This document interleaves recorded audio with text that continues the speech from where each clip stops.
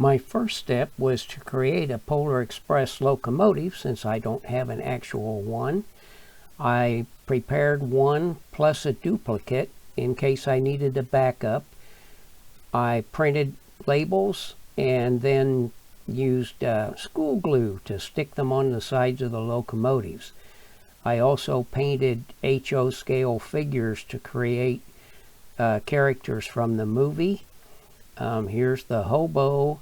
I made the fire and his seat out of some spare insulating foam and glued everything onto a bit of a craft stick, and that was a test fit. To do the scenes on the ice, I set 2 tables end to end, covered them with a silver tarp, knowing I was going to use a very long angle and snake the track.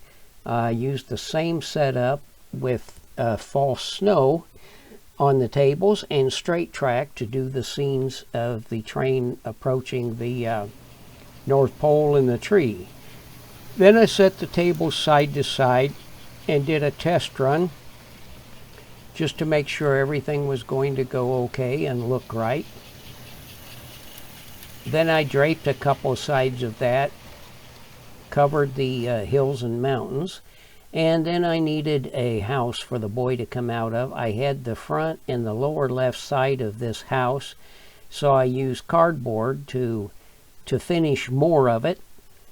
This is a test setup for scenes you see as the boy gets on the train and gets off the train. Here's the other angle, and you see circled the votive candles I set inside the house to give some lights for those scenes, and there's the camera I actually shot them with. After completing those scenes, I removed the house, dressed up the rest of the table, added a number of trees on there, which I moved around for different shots in the movie.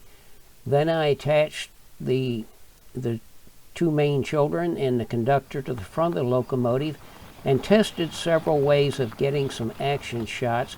Here I'm pushing my camera car. This is another angle. I use my smartphone, so I'm a little restricted on what I can do. I built this car to do some of the motion scenes.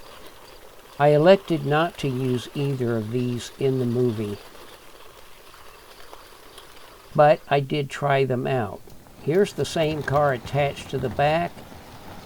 I was looking to see if there was a possible way to make this angle work, but there's still just too much of the car showing, so I decided not to do that. This is what I actually used. A highly cropped section out of the middle of this appears a couple of times in the finished product of the children on the back of the observation car.